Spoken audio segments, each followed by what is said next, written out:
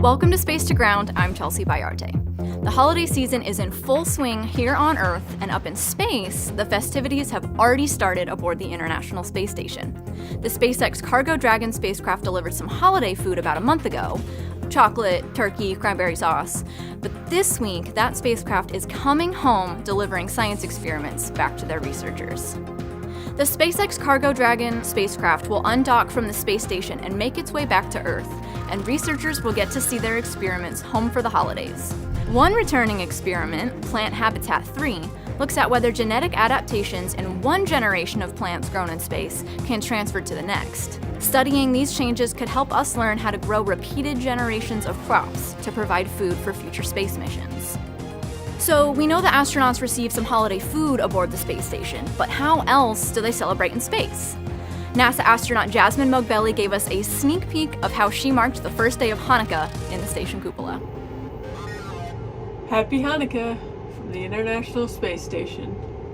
She said that real candles are definitely not allowed aboard the space station, so instead, she improvised with a handmade menorah and a spinning dreidel. Space to Ground. Cookie decorating is another popular pastime on the space station. In December of 2021, NASA astronauts frosted their cookies with candy canes, Santas, and the NASA logo.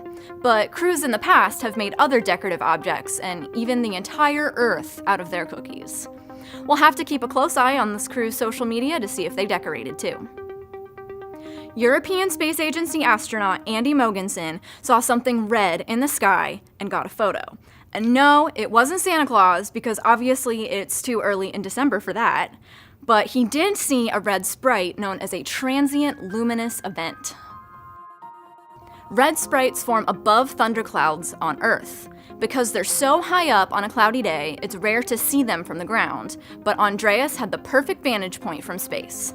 This was part of the Thor Davis experiment that investigates lightning in the upper atmosphere and how it might affect the concentration of greenhouse gases. Next week on Space to Ground, some of the hosts of the show will get together for the final episode of the year. We'll take a look back at some of the year's highlights and reflect on some of our favorite moments. We'll see you then.